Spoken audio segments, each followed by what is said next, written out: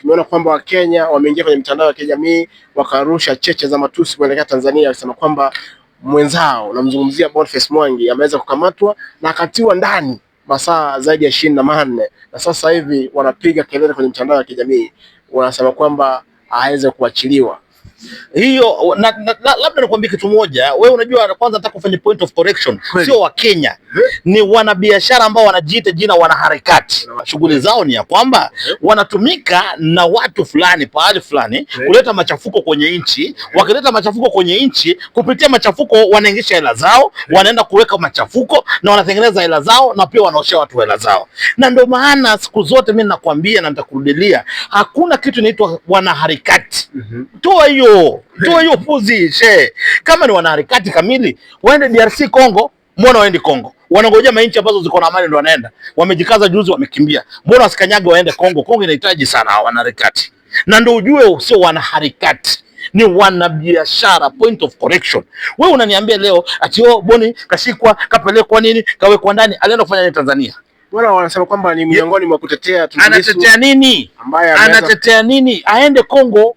Tundu nini Bongo haimhitaji she. Bongo kuna amani, wewe unaenda kufanya nini huko? Bongo iko na sheria zake. Tanzania iko na amani yake, ina katiba yake. Unaenda kama nani? Unajua diplomasia ni ya kwamba lazima utumie foreign affairs, nchi ambao kuna protocol ambao wewe unatoka unaenda kama nani? Unapata point? Sisi tunamjua Boniface Mwangi na tunataka kuomba Mama Samia Suluhu, tafadhali tusamee Watanzania wote wajue ya kwamba yule harepresent wa Kenya, anajirepresent na wanabiashara kadhaa ambao wako kama 50, 40 ama 100 ambao wanalipwa hela ya kufanya hiyo kazi. Wewe nakuuliza swali rahisi nataka nikuulize swali rahisi wewe, ule Boniface Mwangi ambao ni mwanaharakati, ambao nimekwambia ni mwanabiashara, anafanya kazi gani? Mtoto wake anasoma kwa shule ambao analipa 1.5 million. Anafanya biashara yule. Wapata point? Nenda katafute wanabiashara ambao hata wenyewe wamejenga majumba kubwa kama hizi. Unapata point? Wawezi kufika kiwango ambao unasikia wanasema wanaishi, watu anasimamisha anasema kwamba mimi mtoto wangu analipa 1.5 million. 1.5 million nataka kuambia Watanzania ni dola 15,000. Dola 15,000 mtoto mmoja unamlipia, na watoto wangapi? Unapatia point? Ninasema yule ni mwana biashara. Unapatia point? Na tunajua kwa machafuko na anatengenezea hela. Kachafua hapa Kenya, katengeneza hela.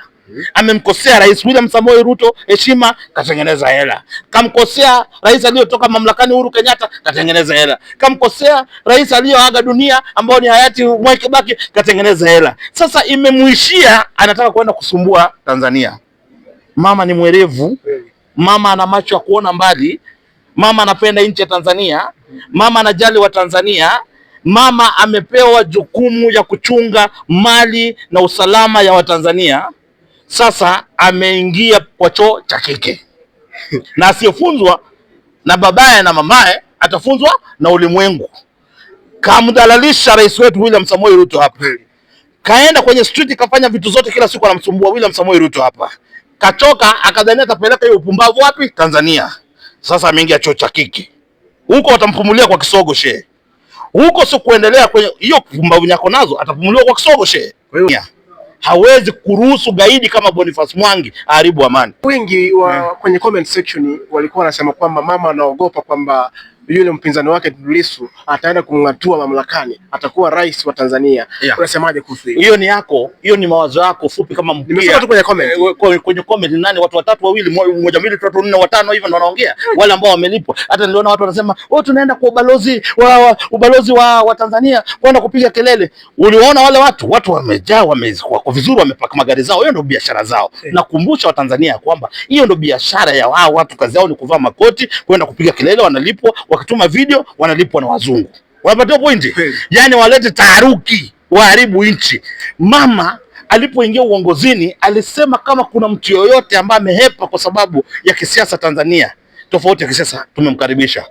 Mama leo hii ametoa watu wengi sana, na amewatoa watu ambao walikuwa wako jela. Leo hii wanafurahia ulinzi, uhuru wa Mama Samia Suluhu.